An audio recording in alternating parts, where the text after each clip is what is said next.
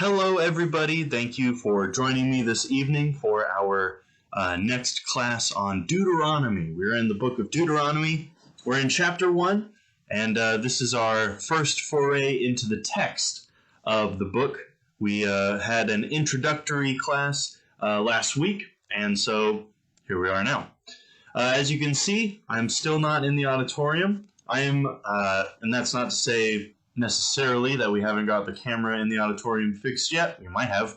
But I am recording this ahead of time because Catherine and I are going to the hospital on Tuesday evening, and she is going to have labor-induced, and by Wednesday night, I might very well be holding a baby. So very exciting, and so that's why I'm recording this ahead of time. That's why I'm still in the office, why I'm doing that on this laptop. And I hope the quality is okay. I hope it's better this time. I don't have the air conditioning going on in the background. I shut it off. So let's get into the book of Deuteronomy, starting with chapter 1, of course. And this first section of Deuteronomy, I would call it, this first chunk, is going to be Moses recounting the journey from Sinai to where they are now. That is in the plains of Moab on the east side of the Jordan. This is from chapters 1 through chapter 3. First, he recounts the departure from Mount Sinai, and he immediately starts by saying this: "These are the words that Moses spoke to all of Israel beyond the Jordan in the wilderness, in the Arabah, opposite of Suf, between Paran and Tophel, Laban, Hazeroth, and Dizhabah." That's just where they are when he's speaking to them. That's where the book of Deuteronomy happens. And he starts his recounting of Israel's trek through the wilderness. It is an 11 days journey from Horeb by the way of Mount Seir to Kadesh Barnea. That's verse 2. And then verse 3 says, "Now in the 40th year, on the first day of the 11th month, Moses spoke to the people of Israel according to all that the Lord had given him in commandment to them, after he had defeated Sihon, king of the Amorites, who lived in Heshbon, and Og, the king of Bashan, who lived in Ashtaroth and in Edrei, beyond the Jordan in the land of Moab. Moses undertook to explain the law, saying, 'The Lord our God said to us in Horeb, you have stayed long enough at this mountain. Turn and take your journey, and go to the hill country of the Amorites, and to all their neighbors in the Arabah, in the hill country, and in the lowlands, and in the Negev, and by the sea coast, the land of the Canaanites, and Lebanon as far as the great river, the river Euphrates. See, I have set the land before you. Go in and take possession of the land that the Lord swore to your fathers, to Abraham, to Isaac, and to Jacob, to give to them and to their offspring after them.'" So he says it's just an 11 days journey from where we started out, Mount Sinai, to where we got to entering the land of Canaan. It should have been an 11 days journey. How long did it actually take? It took 40 years. What happened? That's what happened. 11 days to 40 years. Moses says, so here's what happened. God gave us two important commands, he says. The first one, it was very easy to follow. Hit the road. Just get going. Go to the promised land. Easy enough, right? It was 11 days journey. The second command is where Israel messed up. It's where they fell short. And that was the command to go in and take possession of the land. This is all very familiar to us. We have just gone through studying the book of Numbers, and so that should be very fresh in people's memory. This, of course, is from Numbers chapter 13 and 14, when Israel was at the border of Canaan, the southern border where they're supposed to go in, and they decided, we cannot do it. We're not going to trust God on this. And so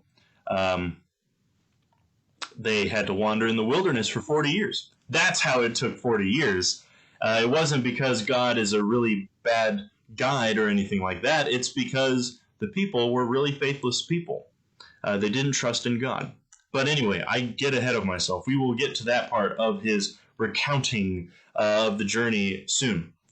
But starting in verse 9, he mentions, there was a point in time I was not able to bear you by myself. Now, keep in mind, he's speaking to the children of the original generation that came out of Egypt.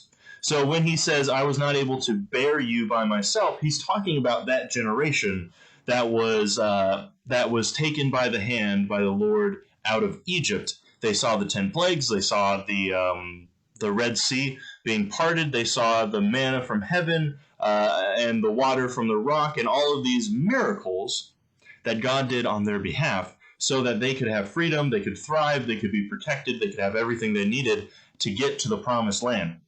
And yet, they complained so much that Moses, who is being empowered by God,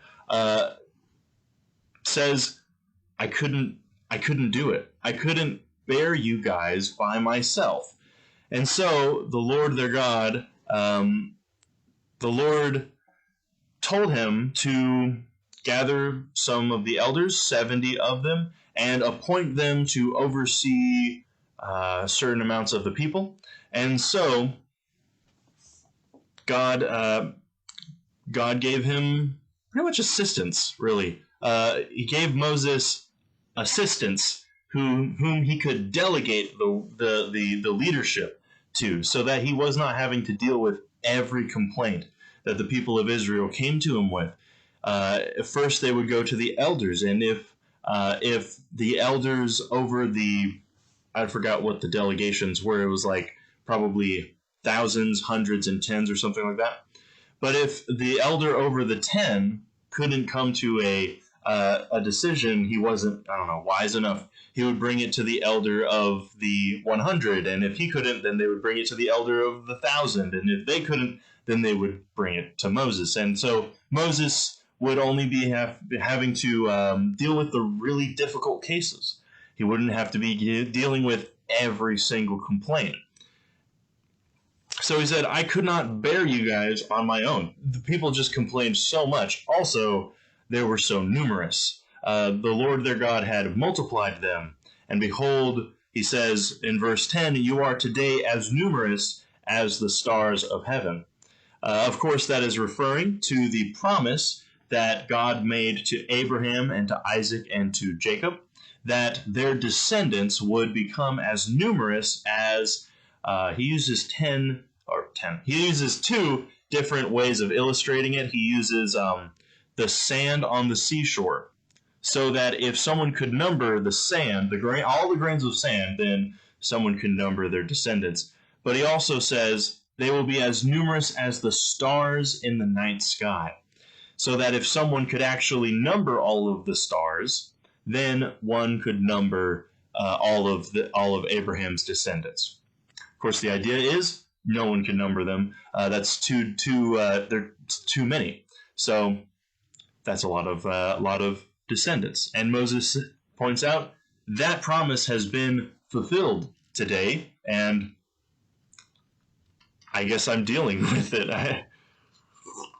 As the leader of the people of Israel, I guess he was dealing with the sort of double-edged nature of that promise. Anyway, so Israel's leaders are charged to listen to every case and to judge them righteously, and not be partial and not be intimidated by anyone. And he says also, if you are unsure of what to do in a particular case, don't wing it. Don't wing it. That's a very interesting thing. Some people have a cavalier attitude when it comes to they don't exactly know what to do. And so they're just going to wing it. They haven't encountered anything like this before, and so they're just going to try something and see how it turns out. And God says, at least to these leaders of the people, these people who are supposed to be very wise, don't wing it. If you don't know what to do, you should ask. you should bring it to Moses, and he will hear it.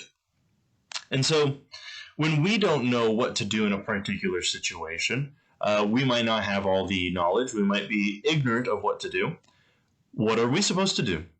We're not supposed to wing it. We are supposed to go and search for the answer. And if the Israelites were told to find that answer in the God-inspired Moses, then who or where are we supposed to find the answer to things that we are unsure about? We need to find that answer in the God-inspired message that we have. Got it right here. We have the Bible. And that is what we need to get into our heads to, sort of go the next step. Sometimes people talk about having a certain proclivity in an area and then taking it to the next step and you become well-versed. And I think that is that step of godly living and being a real follower of God. That is the big step, that you get it into your mind and you ingrain it in your character, in your way of living, that you learn from God's word how to deal with certain situations. And when you are faced with a situation that you don't know how to respond, you don't wing it. You don't just do what seems right in your eyes. You search for the answer in God's word instead. And when you find it, you adopt it. And you let that be the precedence for further decisions of like kind. So, after this, he recounts how Israel refused to enter the land. This is from verse 19 to verse, looks like verse 32. That's a lot of verses. We won't read all the way through that. We won't take that amount of time. But he says, we got to Kadesh Barnea. That's the southern entrance into the land of Canaan. And it was time to enter the promised land. He says, but the people wanted to send in scouts to spy out the land, right? And I asked God, and Moses says, God said, yes, let them do that.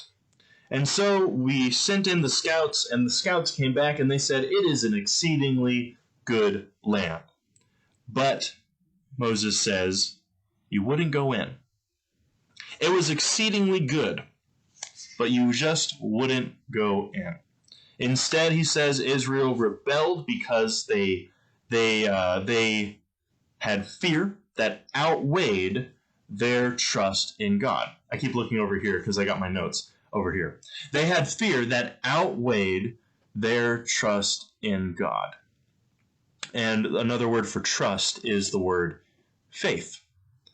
When we talk about our faith in God, a lot of times people talk about it just in terms of believing that God is, and believing that Jesus is the Son of God, he's the Christ. And when we just limit the definition of faith to believing, we miss out on a really big part of what faith means. And that is trust. It means loyalty. It means relying on someone. If you have faith in, one of your friends, then you trust that your friend is going to come through for you when you need it.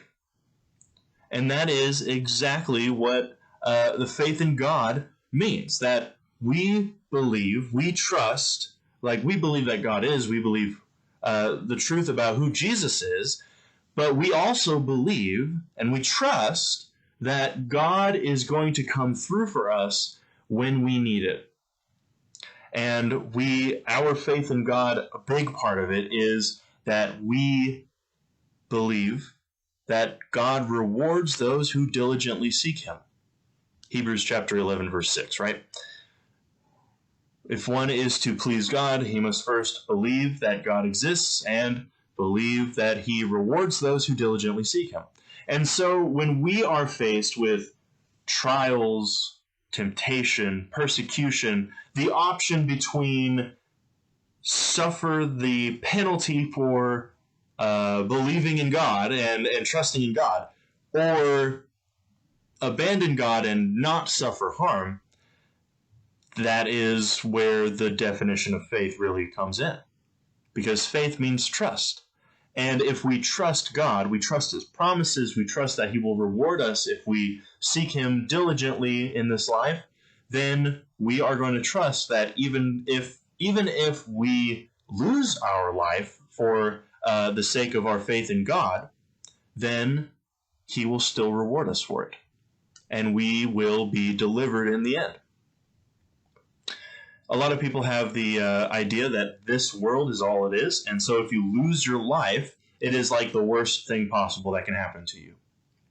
But in reality, if, as Jesus puts it, if one loses their life for the sake of the gospel, for the sake of the truth, for the sake of him, on account of him, then they in fact gain their life.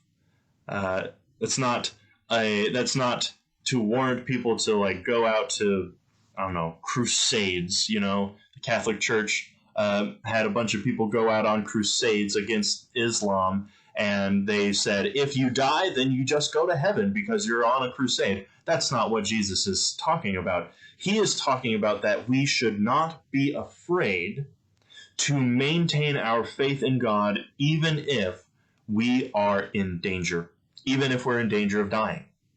Because in the end, those who are faithful to God will receive faith in kind from God. And Moses points out that's where Israel had their problem. They didn't have that faith. They knew God existed, you know. They saw him. They saw what he did on the mountain at Mount Sinai. They heard his voice, the very voice of God. They know God exists, but they didn't trust him. They didn't trust him. And so their fear outweighed their faith in God. And the Lord swore that none of them would enter the land. Caleb and Joshua would enter it. They were the two scouts who did not bring back the negative report. They brought back a positive one, and they said, hey, the Lord is with us. We can do this. Let's just go. And God appreciated that, and so they are the only two of that generation who would enter the land because they followed the Lord, and they would lead the next generation of Israelites in. Everyone else, however, would wander in the wilderness until they died, that whole generation. And it was too late to regain the opportunity. The opportunity had passed them up. And so in chapter 2 through chapter 3, Moses recounts the years in the wilderness. He says, we tried to be respectful to the nation of Edom, and they were less than friendly to us. They were less than amiable. God told us not to harass or fight the Moabites since they are from Lot. You remember Moab was Lot's son. There is a very disturbing story that goes along with that. If you ever want to look back on it, it's in Genesis chapter 19, I believe. Yes, Genesis chapter 19. The story of Lot and Ammon being born, the Moabites and the Ammonites. So God tells them, don't fight Moab as they're going through, because Moab is a descendant of Lot, and so they're family. He recounts this traveling through the wilderness took 38 years. because the hand of the Lord was against that generation. They had proved their unfaithfulness, and so God says, hey, you don't want to be faithful? You don't want to enter the land? All right, you're not going to enter the land. But it's not going to be, you're not going back to Egypt. You're not going to have it nice because you didn't follow me when the opportunity was there and the opportunity was lost. And so the wandering in the wilderness, the total amount of years is 40, but there's some interesting math that goes on in there with the time before Israel was at Mount Sinai and then the time as they were at Mount Sinai.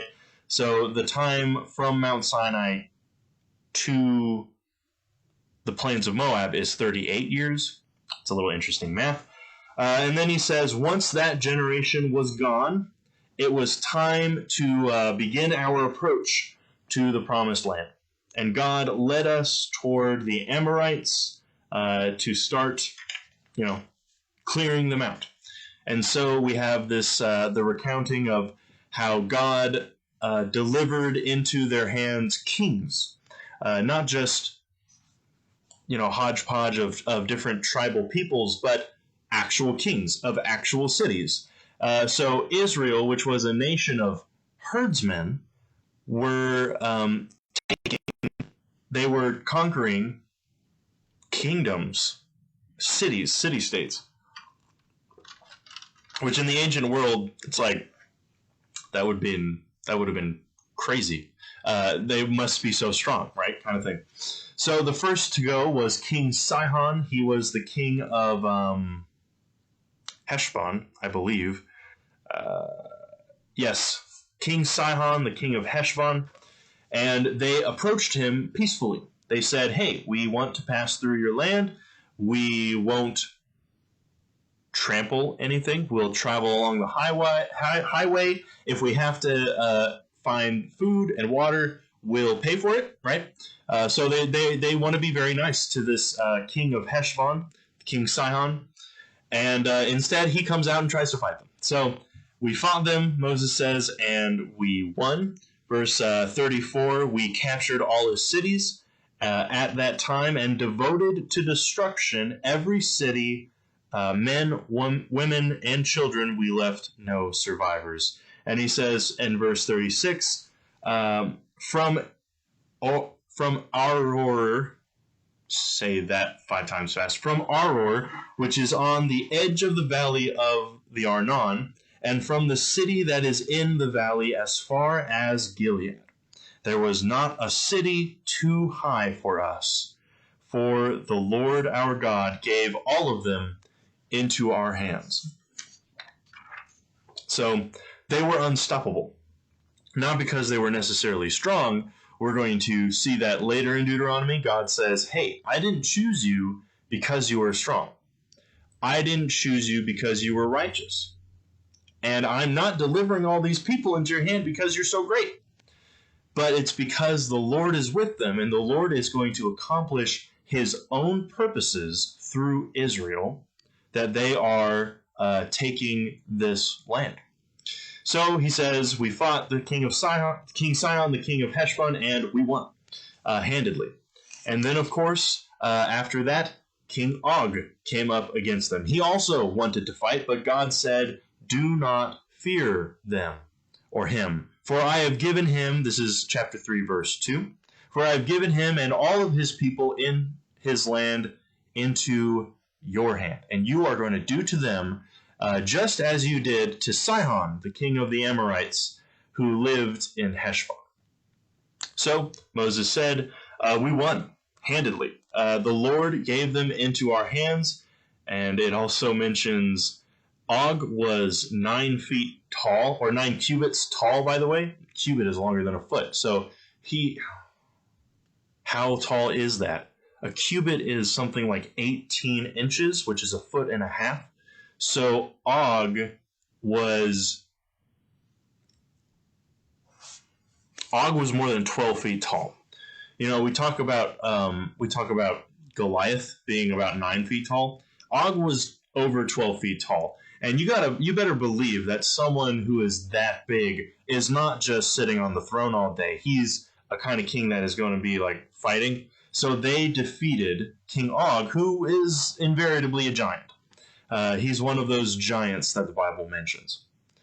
And that kind of harkens back to what Israel said was their excuse for not entering the land back in Numbers chapter 13 and 14, when they said these people are giants. They're huge. And Moses says, we defeated Og, King Og, and he was like 12 feet tall.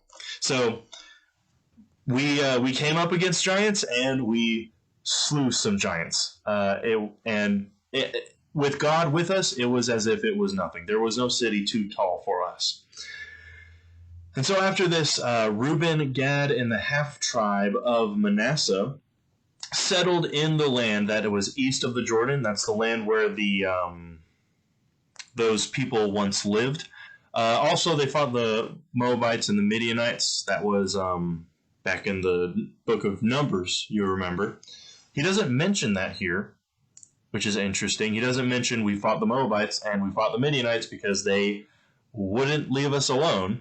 But the Reubenites, the Gadites, the half-tribe of Manasseh, they all settle in this land that they took from those people on the east side of the Jordan. But they still promised to come across the Jordan and fight alongside all the rest of Israel until the promised land was all under Israel's control. And that is a very important thing. If you go and read the book of Joshua, we're not going to have time to do it. But if you go and read the book of Joshua, you will come and see where those tribes go back home after the land has been conquered, and all the other tribes are kind of side-eyeing them, watching them real closely, and they almost go and have war with those tribes on the other side of the Jordan because of a misunderstanding. The idea is they're on the other side of that river, and that is a geographical barrier. And when your religion has a very big emphasis on every year coming to a certain place to offer sacrifices to God, and that place is, by the way, not going to be on that side of the river, it's a big deal that there's that barrier. So everyone's watching them closely. And then after he recounts all of this, he talks about how he was forbidden to enter the land. We remember back in the book of Numbers, there was the water from the rock back in, the first one happens in Exodus. But in the book of Numbers, God tells him, provide water for the people from Israel by speaking to this rock. And what did Moses do? Well, first off, he says, here now, you rebels, shall we produce water for you? And then he takes his staff and he hits the rock twice. And thus he has not only failed to uphold God as holy, saying, we will provide water for you, but he also disobeyed the commandments of God, a direct command from God, saying, speak to the rock, and he instead struck the rock. And so he says in chapter 3, verse 23, I pleaded with the Lord at that time, saying, O Lord God, you have only begun to show your servant your greatness and your mighty hand. For what God is there in heaven or on earth who can do such wonders and mighty acts as yours? Please let me go over and see the good land that's beyond the Jordan, the good hill country and Lebanon. But the Lord was angry with me because of you and would not listen to me. And the Lord said to me, enough from you. Do not speak to me of this matter again. And he says, go up to the top of Pisgah and lift up your eyes westward and northward and southward and eastward, and look at it with your eyes, and you shall not go over this Jordan. But charge Joshua and encourage and strengthen him, for you shall go over at the head, or he shall go over, at the head of this people, and he shall put them in possession of the land that you shall see. He says, so we remained in the valley opposite of Beth Peor. So Moses was forbidden to enter the land. He pleaded with God, and God denied his request. He denied it adamantly. But he says, God is going to let me see it from atop the mountain. And instead of having me go in, letting me go in to see it firsthand, he said, he gave me the job of supporting Joshua and training him up before I die. And so in chapter 4, and so in chapter 4, he gives a charge to the people of Israel. And essentially he says, listen. And then listen also means to obey. Listen, Israel. Listen and obey the statutes and the commandments that God has given us. Because if you do, you may live and take possession of the land. Your parents had the opportunity, he says to them, and they failed. Not because they weren't strong enough, but because they didn't trust God enough, and they did not obey his commands. He says to them, this is going to be your chance. Trust in God, obey his commands, and you will live and take possession of the land. He says, we have died and failed to enter the land. Be better than us. It's a very heavy sentiment, very heavy statement, very heavy command that he gives them. Be better than us. He says to them, don't be like your parents. Be better than your parents. That's a very interesting thing. Like I mentioned last week when we just went over this in, passing. People have the very double-edged, I use that a lot, huh? People have the very double-edged tendency to teach their children to be just like them, without considering that that also means that they're going to inherit your shortcomings. Instead, we need to encourage those who come after us to not be like us, but to be better than us. We understand that all fall short of the glory of God. We all fall short of what we're supposed to be. But as we teach the next generation, there is the opportunity to teach them to avoid the mistakes that we make. And thus, they can be better. And that's what Moses says to them. Be better than we were. He says, no other nation has what you have. No other nation has a God who is near to them whenever they call upon him. But Israel does. No other nation has been given God's law to live righteously by. But Israel did. And so, Israel has a very special responsibility. He says, guard your hearts diligently. Don't forget all that has happened thus far. What's been done for you. This is a very important thing for us as Christians to remember as well. Don't forget all that has happened. We have in here, right, in the Bible, all that God did that we need to know about to bring salvation to us. Don't forget all that has happened. We also have the examples of what we should do and what we should not do. Don't forget all that has happened. Don't forget all that has been done for you so that you can have life instead of death. And especially don't forget your covenant, your arrangement, relationship with God. Moses says, don't forget like how we forgot. Be better than us. And this is going to be a running theme in the book of Deuteronomy, the idea of please don't forget. Don't forget all that God has done for you. Don't forget all that has happened to the previous generation. Don't forget the commandments of God. Don't forget the terms of this relationship that you have with God. Don't forget. Remember. And how do you keep from forgetting? You come back to it over and over again. And each time you come back to it, you learn more about it. You learn more from it. And as you learn more from it, you incorporate it into your life. You have internalized it all. And if you internalize it, you don't forget it. Thank you for joining me this evening. Like I said, Catherine is having her labor-induced Tuesday. That is, when you're watching this, it will have been yesterday. So we might have a baby by the time you watch this. If not, then we're still in the process, and that's okay. Please keep us in your prayers.